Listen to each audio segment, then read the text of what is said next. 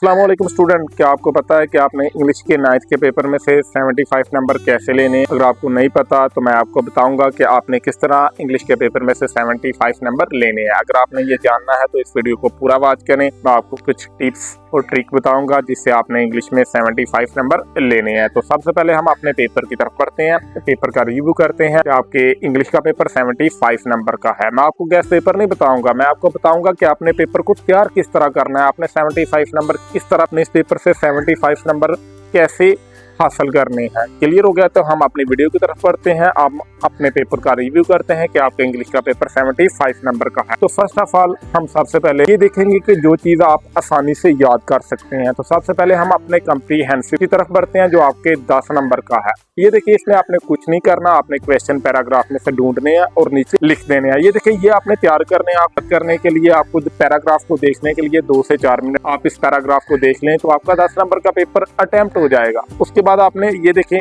Summaries की तरफ आना है। आपकी सिर्फ पूरे चैप्टर में सिर्फ 2 समरीज हैं।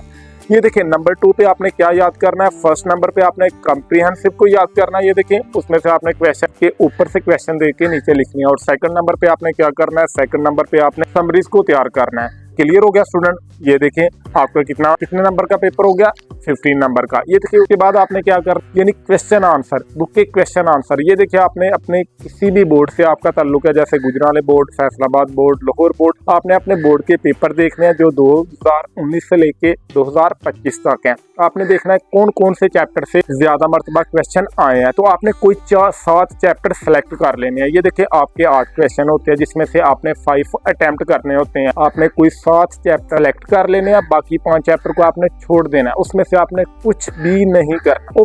वो 7 चैप्टर के आपने अच्छी तरह क्वेश्चन आंसर याद करने हैं। वही जो 7 चैप्टर आपने सेलेक्ट करने हैं उसका आपने ट्रांसलेशन भी अच्छी तरह तैयार करना है। जो आपके 3 आते हैं ट्रांसलेशन के पैराग्राफ, जिसमें से आपने 2 को अटेम्प्ट करना होता है। मैं आपको कहूँगा आप पहले जो 7 चैप्टर है उनका इंतखाब करें। इसमें से आपके 2 जो पैराग्राफ होते हैं उसका ट्रांसलेशन करना आपके लिए बिल्कुल ईजी हो जाता है। क्लियर हो गया? ये देखिए, 4th नंबर पे आप देखें कि आपने क्या अटेम्प्ट करना है। लेटर, आपने लेटर को याद करना है। ये देखिए, लेटर आपका 8 नंबर का, जिसमें 4 नंबर का जो तरीका है, यानी लेटर रिटर्न करने का आपका जो मेथड है वो 4 नंबर पे डिपेंड करता है। और 4 नंबर की आपकी जो बॉडी होती है लेटर के अंदर, वो आपने लिखनी होती है। तो आपने देखना है कि आपने सबसे पहले लेटर को किस तरह तैयार करना है। सबसे पहले आपने उसकी बॉडी होती है वो अच्छी तरह तैयार करनी है। अगर आपको लेटर की बॉडी अच्छी तरह याद नहीं होती तो आप ये स्क्रीन पे देखें, ये लेटर मैं आपको सेंड कर दूंगा, आप इसका स्क्रीनशॉट ले लें। ये देखिए, ये आपने लेटर याद कर लेना है। और इसके नीचे ये देखिए, हर लेटर की मैंने एक लाइन लिखी है, ये आपने याद कर लेनी है। अगर आपको लेटर याद सारे नहीं होते तो आपने शॉर्टकट लेटर को याद कर लेना, तो निगरान आपको पूरे नंबर देगा।